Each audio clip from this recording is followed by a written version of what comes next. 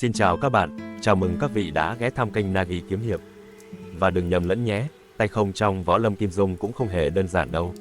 Nó được chia làm 4 loại chính: quyền pháp, trường pháp, trảo pháp và không thể thiếu, chỉ pháp.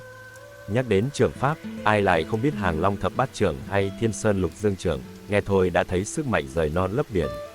Còn chỉ pháp thì đương nhiên phải kể đến Nhất Dương Chỉ hay Tham Hợp Chỉ. Những tuyệt kỹ mà chỉ cần một ngón tay cũng đủ khiến đối thủ đau đầu. Nhưng hôm nay, chúng ta không nói về trường pháp hay chỉ pháp, mà sẽ bước vào hành trình khám phá top 10 loại quyền pháp mạnh mẽ nhất trong giang hồ kim dung. Liệu bạn có tò mò những cú đấm nào trong võ lâm đủ sức làm trời long đất lở? Hãy cùng Nagi tôi tìm hiểu ngay nhé! Thái Tổ Trường Quyền, khi quyền pháp giúp xây nên Giang Sơn. Đây không chỉ là một môn võ công lợi hại xuất hiện trong Thiên Long Bát Bộ, mà còn là công cụ giúp Hoàng đế Tống Thái Tổ Triệu Khuông Dẫn dựng nên cả triều đại nhà Tống. Chuyện kể rằng, trước khi lên ngôi hoàng đế, Triệu Khuông Dẫn vốn là một thanh niên yêu thích võ thuật. Thời còn ở Thiếu Lâm, ông chăm chỉ luyện tập, đến mức trở thành một quyền sư lẫy lừng. Từ kinh nghiệm thực chiến dày dặn và óc quan sát tinh tường, ông đã sáng tạo ra bộ Tam Thập Nhị Thế Trường Quyền. Sau này, khi đã lên làm hoàng đế, bộ quyền pháp này được nâng tầm, thêm thắt vài chiêu và đổi tên thành Thái Tổ Trường Quyền, đủ để hoàng đế vừa đánh đấm vừa giữ Giang Sơn. Môn Thái Tổ Trường Quyền bao gồm 72 chiêu thức, với mỗi chiêu lại vừa bổ sung, vừa khắc chế lẫn nhau. Đây là bộ quyền pháp được sinh ra để chiến đấu thật sự. Với phong cách công thủ toàn diện, chiêu thức của môn quyền này nhanh như gió, mạnh như tia chớp, vừa thực dụng vừa hiệu quả. Nói đến Thái Tổ Trường Quyền, không thể không nhắc tới một số chiêu thức nghe thôi đã thấy đầy oai lực như Hóa Sơn Đổ Kỳ, Xung Trận Trảm Tướng, Hà Sóc Lập Oai. Đó là những chiêu mà khi xưa Triệu Khuông Dẫn đã dùng để thâu tóm Giang Sơn gấm vóc về nhà Đại Tống. Có thể nói, không chỉ nhờ mưu lược mà còn nhờ quyền pháp, ông đã trở thành vị hoàng đế đầu tiên của triều đại nhà Tống. Còn trong truyện Thiên Long Bát Bộ, tại Tụ Hiền Trang, bộ quyền pháp này đã được Tiêu Phong sử dụng để dàn mặt thiên hạ. Nhìn thì tưởng đơn giản, nhưng khi rơi vào tay của Tiêu Phong, Thái Tổ Trường Quyền lại trở nên uy lực vô biên, đánh lui không biết bao nhiêu cao thủ trong chớp mắt. Đáng chú ý là, bộ quyền pháp này được Huyền Khổ của Thiếu Lâm tự truyền cho Tiêu Phong. Tiêu Giao Du, quyền pháp bay bướm như tình yêu của cặp đôi võ lâm. Đây là một bộ quyền pháp đặc biệt nhẹ nhàng, bay bướm và cực kỳ hợp cho nữ giới. Bộ quyền pháp huyền truyền và đẹp mắt này do Bắc Cái Hồng Thất Công, trưởng môn Cái Bang, luyện tập khi ông còn trẻ tuổi.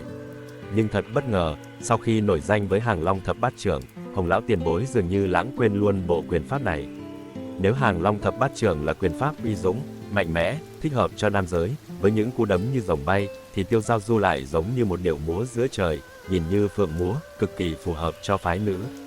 Với những động tác mềm mại, huyền chuyển, bộ quyền này không quá tàn độc và cũng chẳng cần dùng đến nhiều nội công, một sự lựa chọn hoàn hảo cho những ai thích sự tinh tế nhưng không kém phần lợi hại. Truyền nhân của môn quyền pháp này có hai người nổi tiếng, Hoàng Dung và Mục Niệm Tử. Theo câu chuyện, Mục Niệm Tử vốn là con nuôi của Dương Thiết Tâm, cùng cha nuôi bôn ba khắp giang hồ hơn 10 năm để tìm kiếm vợ con thất lạc. Trong hành trình dài ấy, Mục Niệm Tử may mắn gặp được Hồng Thất Công, khi ông còn đương nhiệm bang chủ Cái Bang, và được ông truyền dạy quyền pháp Tiêu Giao Du trong 3 ngày. 3 ngày thôi mà quyền pháp đã ngấm, đủ để nàng tung hoành khắp giang hồ. Nhưng câu chuyện thú vị chưa dừng ở đó. Trong một lần giang hồ bôn tẩu, Hồng Thất Công lại vô tình gặp cặp đôi trẻ tuổi Quách Tĩnh và Hoàng Dung. Nhận ra đây chính là vị tiền bối nổi danh Cửu Chỉ Thần Cái, Hoàng Dung lập tức dùng chiêu độc, đó là nấu ăn. Nàng ra sức chế biến các món ngon để dụ dỗ Hồng Thất Công. Và cuối cùng, không ngoài dự đoán, ông đã dính bẫy. Nhờ vậy, Quách Tĩnh được ông truyền dạy toàn bộ Hàng Long Thập Bát Trưởng, còn Hoàng Dung cũng chẳng chịu thiệt khi học được quyền pháp Tiêu Giao Du từ chính tay ông. Có thể nói, Tiêu Giao Du không chỉ là một bộ quyền pháp nhẹ nhàng, bay bướm mà còn là công cụ kết nối tình cảm, khi Hoàng Dung nhờ vào tài nấu nướng của mình, không chỉ giúp Quách Tĩnh học được võ công, mà còn nhân tiện chọn cho mình một bộ quyền pháp La Hán Quyền, khi khỏe mạnh là chìa khóa để tu thành chính quả. Chúng ta hãy quay ngược thời gian về một truyền thuyết võ học liên quan đến vị tổ sư huyền thoại Bồ Đề Đạt Ma, người sáng lập La Hán Quyền. Chuyện kể rằng, vào thời nhà Lương, khi Đạt Ma sư tổ đến Thiếu Lâm tự trên dãy Tung Sơn thuyết pháp, ông thấy tăng chúng ở đây ai cũng ốm yếu, xanh xao, tinh thần như đang thiếu ngủ. Nhìn cảnh tượng này, ngài không khỏi động lòng, quyết tâm sáng tạo ra một bài quyền giúp các sư tăng cải thiện sức khỏe, đồng thời nâng cao trí lực. Ngài quan niệm rằng, muốn giác ngộ và tu hành thành chính quả, điều tiên quyết là phải có sức khỏe tốt. Và thế là bài quyền La Hán Quyền ra đời, không chỉ là phương pháp luyện tập mà còn là một bí kíp rèn luyện tinh thần, nâng cao nội công. Chuyện kể rằng, trước khi viên tịch, Đạt Ma sư tổ còn dặn dò các đồ đệ của mình rằng, tuyệt đối không được truyền dạy cho người ngoại đạo và cũng không được sao chép thành văn bản. Nhưng, như trong giang hồ, chuyện bí kíp truyền ra ngoài luôn là điều khó tránh. Ban đầu, La Hán quyền của Đạt Ma Sư Tổ chỉ có 18 thế quyền, gọi là thập bát La Hán quyền. Nhưng theo thời gian, qua nhiều triều đại, nhất là đến thời nhà Nguyên, một cao thủ tên Bạch Ngọc Phong lên Thiếu Lâm tu hành và đã tiếp thu những tinh hoa của các bài tập ngũ cầm hí, tức là khí công của danh y Hoa Đà, và bát đoạn cầm, từ đó phát triển ra ngũ hình quyền, một sự mở rộng hoàn hảo của La Hán quyền. Thế nhưng, đến giờ, các nhà khảo cứu võ thuật Trung Hoa vẫn chưa tìm thấy tài liệu chính thức nào công nhận La Hán quyền là do Bồ Đề Đạt Ma sáng tạo ra. Chỉ có tác phẩm võ thuật Tùng Thư của Quảng Tử Lão Ni là xác nhận câu chuyện này. Dù vậy, một điều mà ai ai cũng công nhận là La Hán thập bát thủ chính là bài quyền hoàn chỉnh đầu tiên của Thiếu Lâm quyền, được tạo ra bởi các võ sư thời nhà Tùy, 581.618. La Hán quyền không chỉ là công phu nhập môn của Thiếu Lâm, mà còn được dùng để đánh bại cả những cao thủ lợi hại. Trong Thiên Long Bát Bộ, chỉ với La Hán quyền và nội lực thâm hậu, Hư Trúc đã có thể đánh bại Cưu Ma Chí, một trong những đại cao thủ khó nhằn nhất. Chưa hết, truyền kỳ còn kể về Trương Quân Bảo, nhờ vào hai bức tượng Thiết La Hán mà Quách Tương tặng. Cậu đã học được La Hán quyền và sau đó còn đánh ngang tay với Côn Lôn Tam Thánh Hà Túc Đạo. Tuy nhiên, do việc học lén này, cậu đã bị đuổi khỏi Thiếu Lâm tự. Nhưng không sao, chính vì sự kiện đó mà Trương Quân Bảo đã sáng lập ra phái Võ Đang, trở thành Trương Tam Phong lừng danh, làm chấn động giang hồ. Mỹ nữ quyền pháp, khi võ công cũng cần duyên dáng. Đây là môn võ công đặc sắc của cổ mộ phái. Đúng như tên gọi, môn quyền pháp này không chỉ mạnh mẽ mà còn duyên dáng đến lạ. Lấy cảm hứng từ vẻ đẹp và thần thái của các mỹ nữ thời xưa, quyền pháp này không phải dễ học, đặc biệt là với những anh hùng có vóc dáng cao lớn và hơi thô kệch. Nói về mỹ nữ quyền pháp, nguyên bản các chiêu thức được mô phỏng theo dáng vẻ uyển chuyển của các mỹ nhân cổ đại. Nếu là một nam tử mà sử dụng những chiêu này, e rằng sẽ chẳng được nam tính cho lắm. Tuy nhiên, đừng vội khinh thường. Khi Dương Quá luyện tập môn võ này, chàng đã cải biên, không chỉ thay đổi tư thế mà còn biến những động tác ẻo lả thành đầy thanh thoát, phiêu dật. Nhìn từ xa, có người sẽ tưởng Dương Quá đang múa lượn giữa trời, khi thì nhẹ nhàng như mây, khi lại trầm lặng đầy uy nghiêm. Đúng là khiến quần hùng đứng xem chẳng hiểu nổi, chỉ thấy mỗi bước đi, mỗi cú đấm của chàng đều đầy biến hóa, kỳ dị vô cùng. Mà thực ra, chiêu thức này còn thú vị hơn nhiều. Thần thái của nữ nhân xưa nay vốn dĩ đã khó đoán, lúc cười, lúc khóc, vui buồn chỉ trong chớp mắt. Những mỹ nữ danh tiếng thời xưa lại càng có tính cách phi thường, khiến người đời khó mà lường trước được họ sẽ vui hay buồn trong khoảnh khắc. Thế là Dương Quá liền mang tất cả những thay đổi tâm trạng này vào quyền pháp, khiến mỗi chiêu thức đều ẩn chứa sự phong tư diễm lệ, thần thái phiêu diêu. Võ công mà chứa cả hồn cốt của mỹ nhân thì thử hỏi đám giang hồ phàm phu tục tử làm sao mà hiểu thấu. Một số chiêu thức đáng chú ý trong quyền pháp này bao gồm mỹ nữ huyền diệu, lạc thần lang ba, điêu thuyền bái nguyệt, tây thi bổng tâm, lộng ngọc suy tiêu, nhất tiếu khuynh quốc, chiêu quân xuất tái, ma cô hiến thọ, và còn rất nhiều chiêu khác nghe tên thôi đã thấy mỹ miều như hồng phất dạ bôn, thiên tôn chức cẩm, quý phi túy tửu, văn quân đương lô. Nhưng đó chưa phải điều hay nhất. Trong tất cả các chiêu thức, có một chiêu mà cả Lâm Triều Anh thời xưa lẫn Tiểu Long Nữ hiện tại đều chưa từng biết, chính là chiêu cổ mộ U Cư do Dương Quá tự mình sáng tạo ra. Sau khi tinh thông hết bộ quyền pháp này, Dương Quá nghĩ đến tổ sư bà Lâm Triều Anh, cảm thấy nếu không có chiêu nào dành riêng để tưởng nhớ bà thì thật là thiếu sót. Thế là chàng đã sáng tạo ra chiêu này, vừa để tri ân sư tổ, vừa khéo léo thể hiện bóng hình người thầy Tiểu Long Nữ đáng kính của mình trong từng động tác thanh tao, đầy tình ý. La Hán phục hổ quyền, khi mãnh hổ và La Hán giao thoa trong một chiêu. Hôm nay, Nagi tôi xin giới thiệu đến các bạn một bộ quyền pháp mà chỉ cần nghe tên thôi đã thấy đầy uy dũng, La Hán phục hổ quyền. Đây là tuyệt kỹ của phái Tiên Hà, một nhánh nhỏ của Thiếu Lâm và nổi danh với màn kết hợp giữa sự oai phong của mãnh hổ và sự uy nghiêm của La Hán. Người thi triển bộ quyền này nổi tiếng nhất không ai khác chính là Lục Quán Anh, thiếu trang chủ của Quy Vân Trang. Chuyện kể rằng, Lục Quán Anh vốn là con trai của Lục Thừa Phong, đệ tử của Đông Tà Hoàng Dược Sư. Thế nhưng, do không được sư phụ cho phép, Lục Thừa Phong đã từ chối dạy con trai mình võ công của Đảo Đào Hoa. Nhưng không sao, vì Lục Quán Anh đã bái Khô Mộc Đại Sư, trụ trì chùa Văn Thê, làm thầy và học được môn La Hán phục hổ quyền. Một bộ quyền pháp cực kỳ uy lực. Theo như Kim Dung miêu tả, khi Lục Quán Anh thi triển bộ quyền pháp này, khí thế thật không gì sánh nổi. Quán Anh xuống tấn, ra thế múa bài quyền đắc ý nhất của mình, La Hán phục hổ quyền, quyền phong vù vù, cước ảnh chớp chớp. Đánh một lúc, y đột nhiên quát lớn một tiếng như hổ gầm, khiến lửa đuốc xung quanh lung lay, bốn phía nổi gió. Đám trang đinh hoảng sợ, đưa mắt nhìn nhau đầy kinh hãi. Nghe thôi đã thấy khủng, nhưng chưa hết, Lục Quán Anh không chỉ là võ biền mà còn là một người đầy tinh tế trong chiêu thức. Khi đang tung người vọt tới như mãnh hổ vồ chụp, trường trái của y đột nhiên dựng lên, thể hiện hình trạng tay Phật vô cùng uy nghiêm. Nguyên bộ quyền pháp này bao hàm cả hình tượng mãnh hổ và La Hán, kết hợp nhịp nhàng trong từng chiêu thức. Khi quyền pháp La Hán càng lúc càng nhanh, tiếng gầm của Quán Anh nhỏ dần, nhưng uy lực thì lại càng tăng. Đến khi y tung ra cú đấm cuối cùng, bình một quyền đánh xuống đất, viên gạch vuông dưới chân lập tức vỡ nát. Quán Anh búng mình lên cao, tay trái đỡ trời, cứ phải đá ra, chỉ đứng một chân, nghiễm nhiên như một pho tượng La Hán không hề động đậy. Một cảnh tượng oai phong, đẹp mắt mà cũng đầy chất nghệ thuật.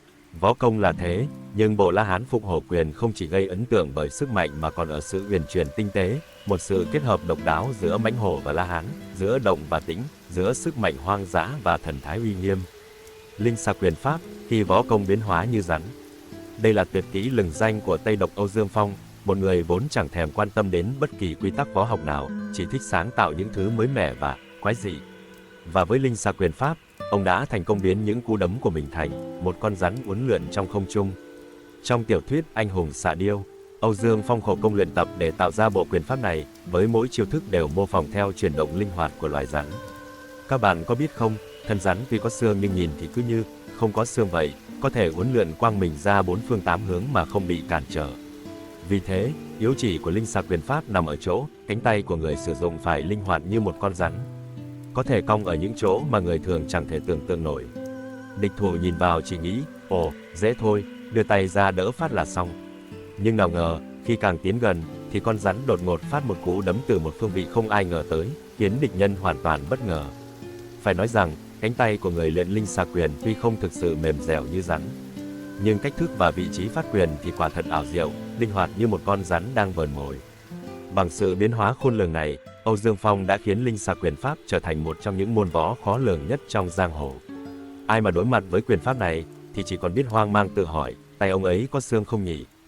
Thất thương quyền, đánh địch trước, đánh mình sau. Đây là môn võ công Trấn Sơn của phái Không Động, nổi danh cùng với nhân vật Tạ Tốn. Ông lão có biệt danh Kim Mao Sư Vương, vừa mạnh mẽ, vừa hay phát khủng. Nói về thất thương quyền, chắc chắn ai nghe qua cũng phải giật mình vì bí kíp này chứa đựng một nguyên lý đặc biệt, đánh địch một thì đánh mình 7 phần.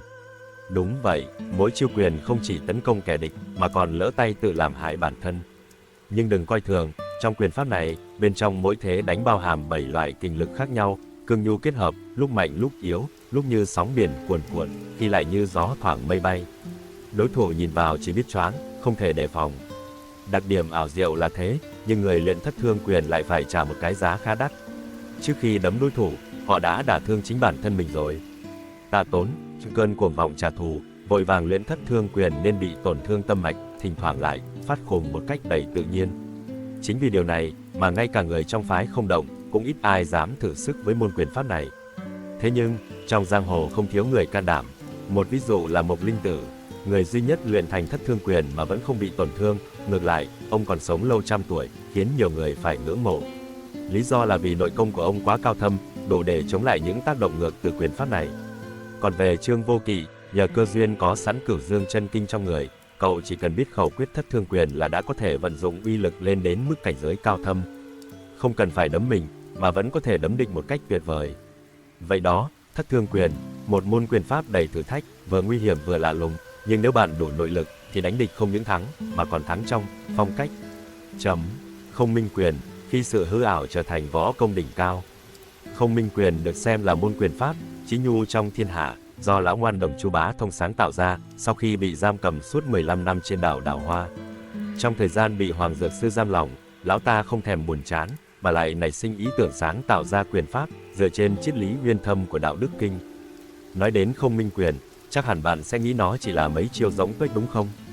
Nhưng không, môn quyền pháp này lại chính là tuyệt kỹ đỉnh cao, lấy hư đánh thực, lấy không đổ thắng có thừa. Quyền pháp này dựa trên triết lý, binh mạnh ắt sẽ bị diệt, gỗ cứng ắt sẽ bị gãy. Cứng mạnh ở dưới, mềm yếu ở trên. Chính nhờ vậy mà chiêu thức tuy mềm yếu như nước, nhưng lại khó có gì cản nổi, đối thủ tưởng dễ thắng, nhưng càng đánh càng thua. Chu Bá Thông đã tận dụng triết lý này, đưa vào môn quyền pháp với các chiêu thức uyển chuyển như rắn, mềm mại như trùng. Quyền lực như có như không, dẻo dai bền bỉ, càng đánh càng dồn ép đối thủ mà người sử dụng lại không mất quá nhiều sức. Có thể nói, môn quyền pháp này là làm ít được nhiều. Lấy ít thắng nhiều, lấy chậm thắng nhanh, chẳng trách mà thiên hạ ai cũng biết nhu thắng cương nhưng ít ai làm được. Không dừng lại ở lý thuyết, Chu Bá Thông còn sáng tạo ra 72 lộ không minh quyền với các chiêu thức nghe thôi đã thấy thú vị, chẳng hạn như không nguyền thịnh phạn, không ốc chú nhân, và còn nhiều chiêu khác nữa. 16 chữ khẩu quyết của môn quyền này là không mông động tùng, phong thông dung mộng, xung cùng trung lộng, đồng dung cung trùng, nghe cứ như thơ ca, nhưng lại ẩn chứa triết lý thâm sâu của đạo gia. Cốt yếu của quyền pháp là nhờ rỗng mà sáng, cương thì không lâu, nhu thì khó giữ. Sau này, Chu Bá Thông không ngần ngại truyền lại môn quyền pháp này cho Quách Tĩnh, thậm chí còn dạy luôn cả Tả Hữu Hô Bác để có người chơi cùng. Nhưng ai mà ngờ được, chính nhờ những chiêu thức tưởng chừng như đùa ấy, Quách Tĩnh lại học được một trong những tuyệt kỹ lợi hại nhất võ lâm, khiến bao cao thủ cũng phải kiêng dè. Đại Kim Cang Quyền, quyền lực khủng từ Thiếu Lâm Tự. Đây là một trong 72 tuyệt kỹ lừng danh của Thiếu Lâm Tự. Nghe tên thôi đã thấy oai rồi, phải không nào? Chuyện kể rằng, bộ quyền pháp này không phải do một cao tăng sáng tạo, mà tận 6 vị cao tăng, đời thứ 11 của Thiếu Lâm đã cùng nhau, vắt óc, nghiên cứu suốt 36 năm trời mới có thể hoàn thành. Đúng là không dễ chút nào, nhưng một khi luyện thành, người sở hữu Đại Kim Cang Quyền sẽ có thể tung những cú đấm đầy sức mạnh như kiểu trời giáng vậy. Kim Dung miêu tả về môn quyền pháp này trong Thiên Long Bát Bộ thật oai phong. Còn nhớ lần Cưu Ma Chí, một tay đại cao thủ đến từ Tây Vực, sử dụng tiểu vô tướng công để thi triển Đại Kim Cang Quyền. Cảnh tượng ấy khiến người đọc nhớ mãi, tay trái đột nhiên đưa ngang ra, quyền bên phải vèo một tiếng đánh tới. Chiếc đỉnh hương đồng đặt trước bàn thờ Đức Phật Như Lai bật lên tiếng bong và hàn rõ vết quyền. Chính là chiêu lạc trung đông ứng trong phép Đại Kim Cang Quyền, nghe đã thấy thốn rồi phải không? Nhưng đừng vội, quyền pháp này còn mạnh đến mức có thể đánh cách không, tức là không cần chạm vào đối thủ mà vẫn gây tổn thương. Cảm giác như đấm trúng gió, nhưng thật ra là trúng quyền. Theo truyền thuyết, trong 72 tuyệt kỹ của Thiếu Lâm, Đại Kim Cang Quyền có thể soán ngôi nhiều môn võ khác. Nó được so sánh ngang tầm với những bộ võ công đỉnh cao như Hàng Long Thập Bát Trưởng của cái bang, mà có khi còn nhỉnh hơn ở độ bền bỉ và khả năng gây sát thương. Tuy nhiên, Thiếu Lâm mỗi trăm năm mới có một cao tăng đủ khả năng luyện thành bộ quyền pháp này, bởi vì nó yêu cầu sức mạnh nội lực cực kỳ thâm hậu, mà nói cho cùng, đâu phải ai cũng chịu đánh gãy tay chỉ để tập quyền. Trong truyện Thiên Long Bát Bộ, quyền pháp này đã làm nên nhiều pha đối đầu gay cấn, khiến anh hùng thiên hạ phải nghiêng mình kính nể. Thái Cực Quyền, chậm mà chắc, đánh nhanh cũng chẳng ăn thua. Môn quyền này không chỉ độc đáo mà còn mang tính thách thức thời gian nữa nhé. Được sáng tạo bởi vị sư tổ Trương Tam Phong của phái Võ Đang, Thái Cực Quyền là thứ võ công lấy chậm chống nhanh, lấy tính chế động, đi ngược với mọi logic võ học thông thường. Người ta nói, võ công này vừa nhẹ nhàng mà lại mạnh mẽ. Cứ như kiểu, dượm thìa múc nước biển. Thái Cực Quyền bao gồm những chiêu thức nghe tên vừa thơ mộng vừa đầy sức mạnh, lãm tước vĩ, đơn tiên, đề thủ thượng thế, bạch hạc lượng xí, lâu tất câu bộ, thủ huy tỷ bà, tiến bộ ban lan truy, như phong tự bế, thập tự thủ, báo hổ quy sơn, giã mã phân tông, song phong quán nhĩ. Những chiêu này không chỉ đánh bại địch thủ, mà còn khiến họ hoang mang, không biết mình thua vì lý do gì. Quyết khiếu của Thái Cực Quyền là nằm ở 16 chữ vàng: hư linh đính kình, hàm hung bạt bối, túng yêu thủy đồn, trầm kiên trụy trửu. Dịch ra nôm na là không dùng cơ bắp để đánh nhau, mà dùng ý niệm, lấy ý mà đi quyền, hình thần hợp nhất, nghe như đang nói chuyện về một môn nghệ thuật chứ không phải võ công. Nhưng đây chính là bí mật khiến Thái Cực Quyền trở nên kỳ diệu. Động tác tuy nhìn vào thấy như chẳng có gì, nhưng thực ra bên trong lại đầy sự có gì. Đạt tới cảnh giới cao của môn quyền này, người luyện sẽ có thể lấy vô hình đánh bại hữu hình, lấy vô chiêu đánh bại hữu chiêu, khiến địch thủ ngẩn ngơ chẳng hiểu tại sao lại bị hạ gục. Đoạn đáng nhớ trong tiểu thuyết ỷ Thiên Đồ Long Ký của Kim Dung chính là khi Triệu Minh dẫn quân vây công Võ Đang. Lúc này, Trương Tam Phong đã bị thương nặng vì bị đánh lén. Ông lo sợ rằng Võ Đang sẽ thất truyền nên đã truyền dạy bộ Thái Cực Quyền này cho Du Đại Nham. Thế nhưng, điều bất ngờ là Trương Vô Kỵ đứng gần đó, chẳng cần phải học cũng tự lĩnh hội được. Và, như bao câu chuyện ly kỳ khác của Kim Dung, chỉ trong một khoảng thời gian ngắn, Trương Vô Kỵ đã sử dụng Thái Cực Quyền để đánh bại cao thủ A Tam, một trong ba tay giỏi nhất của Nhữ Dương Vương Phủ. Thái Cực Quyền, môn quyền pháp không chỉ là chậm mà chắc, mà còn là nhẹ mà mạnh, tĩnh mà động, một trong những đỉnh cao võ học không thể không nhắc tới. Trên đây là ý kiến cá nhân về các loại quyền pháp trong thế giới kiếm hiệp của nhà văn Kim Dung. Các bạn cảm thấy thế nào? Theo các bạn, có còn quyền pháp nào chưa được nhắc đến hay không? Các bạn vui lòng ghi dưới phần comment để chúng ta cùng nhau bàn luận về câu chuyện này. Cảm ơn các bạn đã theo dõi. Xin chào và hẹn gặp lại các bạn trong những video tiếp theo.